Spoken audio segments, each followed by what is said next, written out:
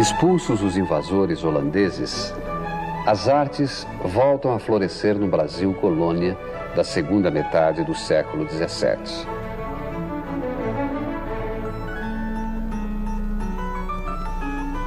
O estilo adotado é o barroco, que, introduzido e desenvolvido pela Igreja, reveste as casas de Deus com uma ornamentação exuberante, lançando mão das técnicas mais avançadas da época.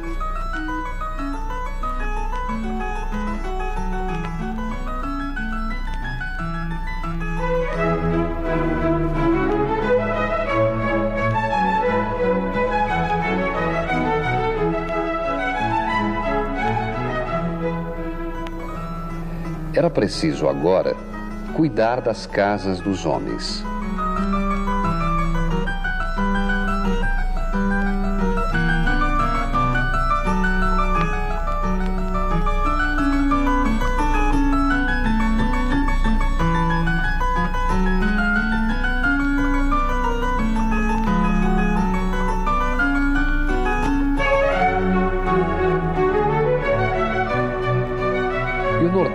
Começa então a ver surgirem edifícios públicos e particulares bem construídos.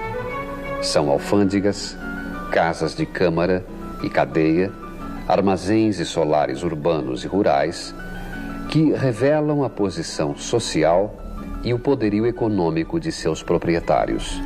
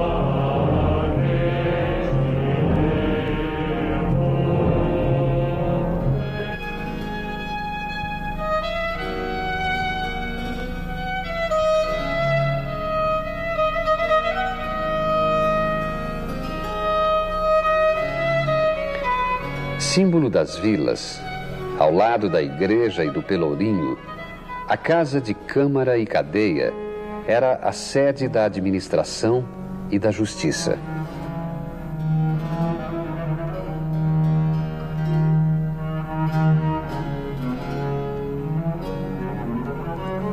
O nome, Casa de Câmara e Cadeia, é consequência da função e baseia-se na confusão que havia entre os poderes legislativo, executivo e judiciário.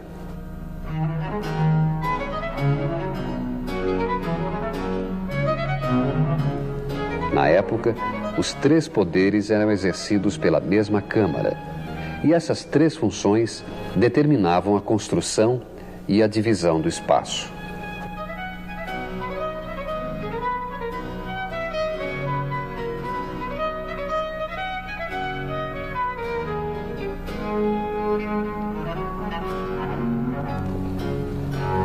No andar superior ficavam a sala de reunião dos vereadores, a sala onde se realizavam os julgamentos e, às vezes, a sala dos arquivos.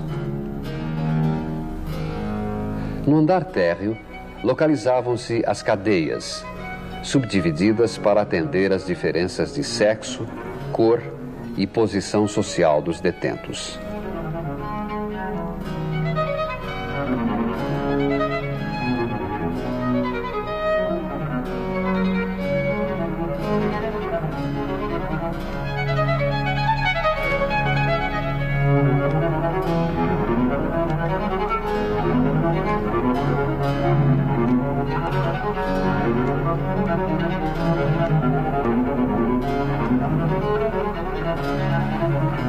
Mas, como centro da vida pública da vila ou município, a Casa de Câmara e Cadeia muitas vezes reunia outras funções.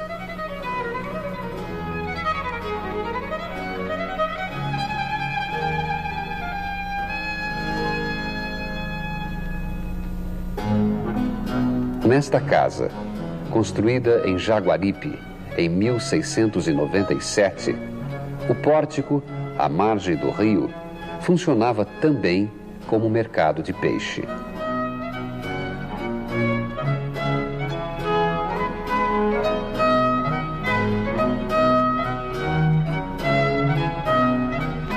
Os pórticos, aliás, estão quase sempre presentes nestas construções. Serviam desde simples abrigo até local para instalação de feiras, açougues ou assembleias gerais da população. Nesta casa de câmara e cadeia de Cachoeira, que data de 1698, podemos ainda ver uma sineira, destinada ao assim chamado Sino do Povo, cuja função era orientar a vida pública.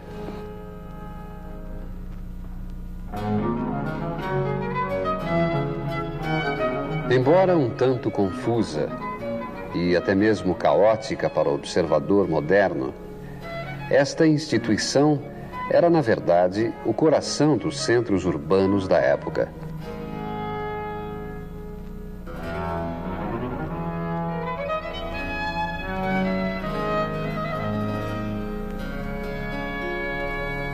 Prova disto é que a Casa de Câmara e Cadeia de Salvador, que hoje conhecemos nesta edificação mais importante, datada de 1657, foi originalmente a primeira construção duradoura do Brasil colonial, erguida ainda nos tempos de Tomé de Souza, o primeiro governador-geral.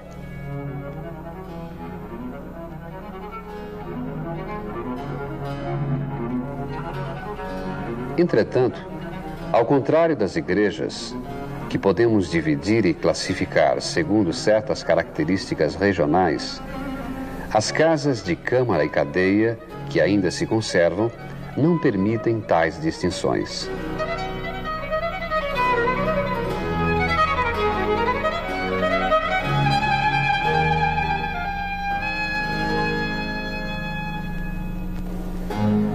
Seus planos de construção são quase que invariáveis. E como vemos mais uma vez nesta casa de Porto Seguro, elas representam o elemento mais estático da arquitetura brasileira do período, seguindo apenas muito lentamente as inovações estilísticas introduzidas nas igrejas dos séculos XVII e XVIII.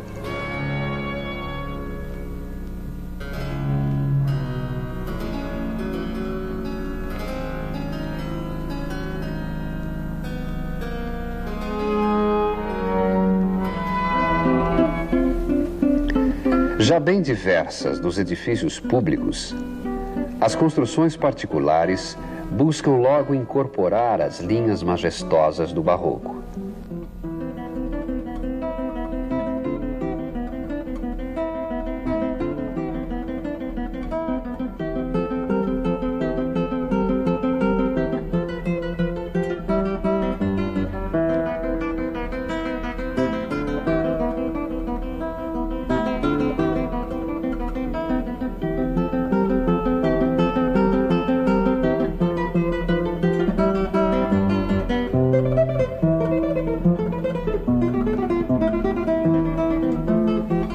Assim, nesta imponente portada do Solar do Saldanha, hoje em ruínas, ou no Solar dos Sete Candeeiros, ambos em Salvador, já podemos encontrar, ao lado da austeridade tradicional, um movimento requintado do novo estilo.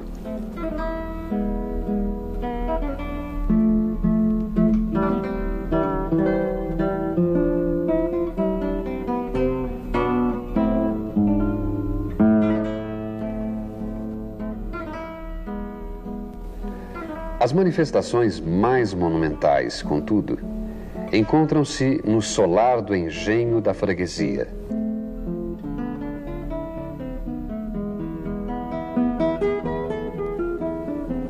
Situado no campo, tem uma imponência invulgar, quase que única para tal tipo de residência.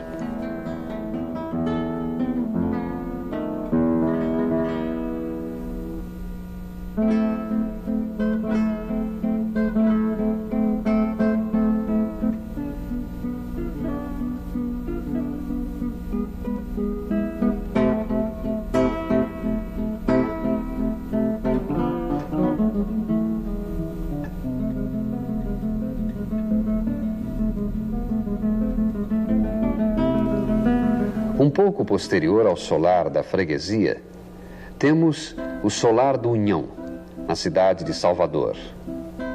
Abrigando hoje um museu de arte moderno da Bahia, o solar do União encontra-se em plena cidade.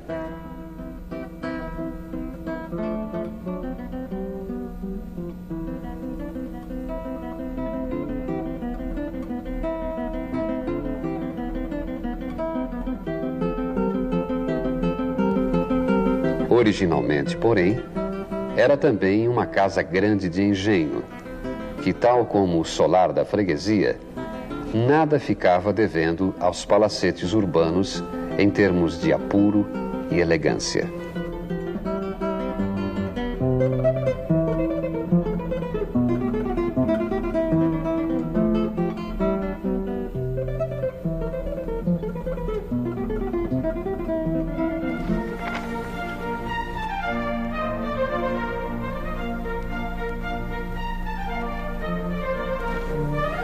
Já a casa do Conde dos Arcos apresenta uma movimentação ainda maior, indicando um gosto bem mais moderno.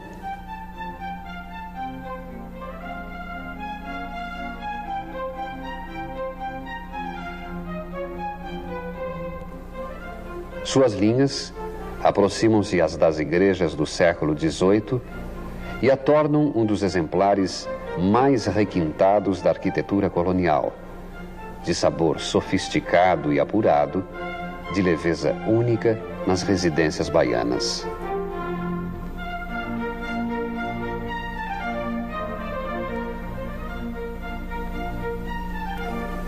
Aqui, a intimidade confortável da vida burguesa alia-se à necessidade do espetacular, característica do absolutismo e da Contra-Reforma.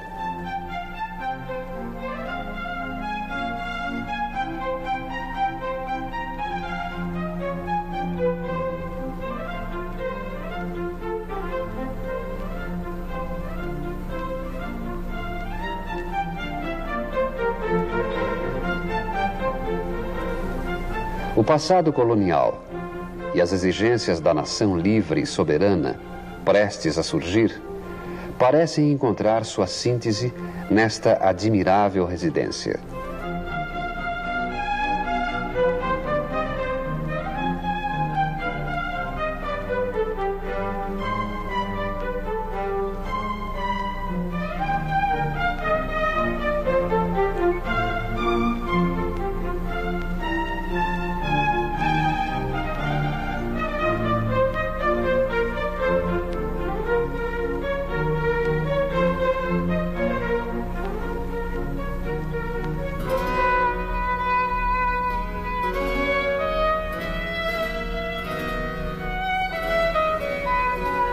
Mas o refinamento barroco exigia dinheiro, além de técnicas e materiais especiais. Assim, regiões mais remotas e menos favorecidas continuavam, em pleno século XVIII, a desenvolver uma arquitetura simples e sóbria. A Morada Paulista se caracteriza por ser bastante parecida e apresentar uma solução homogênea nas várias residências ou casas chamadas do Bandeirante. Entretanto, ela é bastante característica e diferente do que nós encontramos nas outras capitanias do século XVII e XVIII. Esta Casa do Bandeirante, aqui em São Paulo, é um exemplo claro do profundo sentido de simetria. Simetria que aparece seja na fachada, no frontespiço, na fachada principal, como nas fachadas laterais. É bem marcada por um alpendre que não sobressai, não é um corpo avançado, mas sim entra dentro do retângulo da própria construção.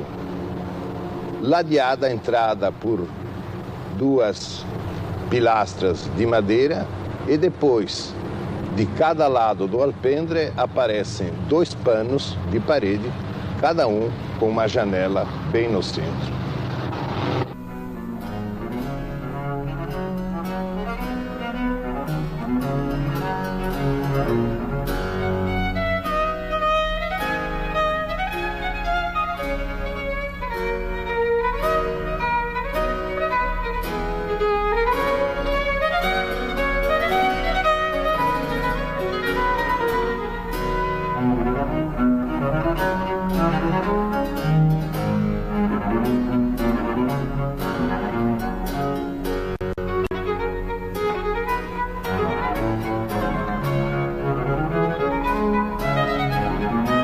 No interior da casa, nós temos duas salas, uma na frente e outra atrás, colocadas em situação simétrica, como é toda a construção desta casa. Mas a utilização ou a divisão do espaço interno em duas salas, uma de frente e outra de trás, é comum à maior parte das residências brasileiras do século XVII e XVIII, seja urbanas que rurais. Na sala da frente são recebidas as pessoas de maior importância e se apresenta tudo o que há de melhor na casa. Na sala de trás é onde a família vive. Podemos dizer que é uma sala de estar. É claro que nas casas menores, quando a família é pequena, normalmente se come na cozinha e grande parte da vida se resolve na própria cozinha. Porém, nas casas maiores, de maior luxo, quando a família é maior, a família fica na sala de trás. Inclusive se almoça e se janta nesta sala, que podemos dizer é a sala de estar. Gosto de insistir nesse aspecto porque nós, no apartamento urbano contemporâneo, utilizamos a palavra living, que pode dar impressão da origem inglesa e americana deste sistema de vida, quando na realidade, nas fazendas antigas, nas fazendas do século XIX, da zona cafeeira, nós encontramos sempre esta solução. A sala de estar é alguma coisa de profundamente brasileiro, onde a família fica. Como a sala anterior, ela tem também uma outra função, que é muito importante, a circulação. É através da sala principal e da sala de estar que se pode chegar aos quartos.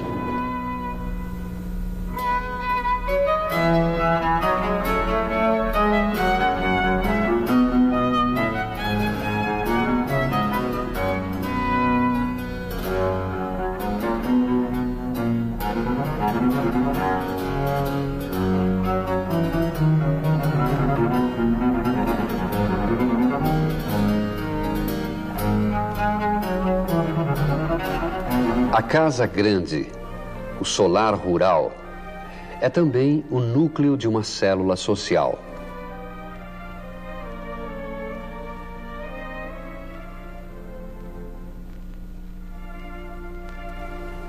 Assim, tal como a casa de câmara e cadeia, também reúne e abriga múltiplas funções. É a morada do senhor, é armazém, é banco, é centro de poder, de produção e, certamente, de oração.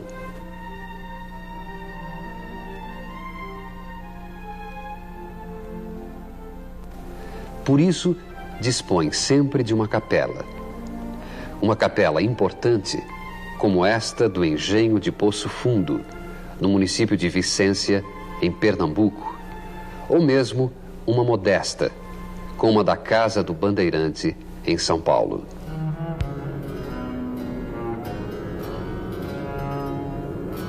No meio da massa compacta, plástica, branca, da casa, temos o alpendre, com suas funções arquitetônicas, com suas funções de circulação, de recepção do estranho, do desconhecido que aparece e do empregado, do escravo, com a sua função de estar para ficar recebendo o fresco nos dias quentes de verão e com a sua função de circulação, entrando pela porta central na casa ou aqui indo para a capela.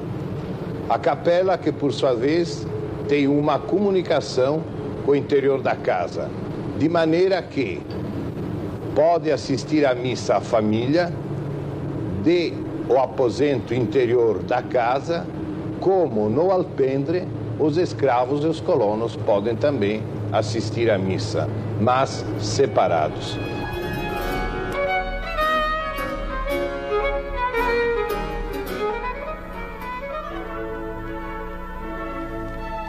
Capela alguma, porém, parece rivalizar com a de São Francisco Xavier, erguida no Engenho Bonito, em Nazaré da Mata, em Pernambuco. Aqui, o contraste entre o rústico e o requintado chega ao máximo, com a apurada talha dourada do século XVIII, recobrindo formas arquitetônicas tipicamente renascentistas.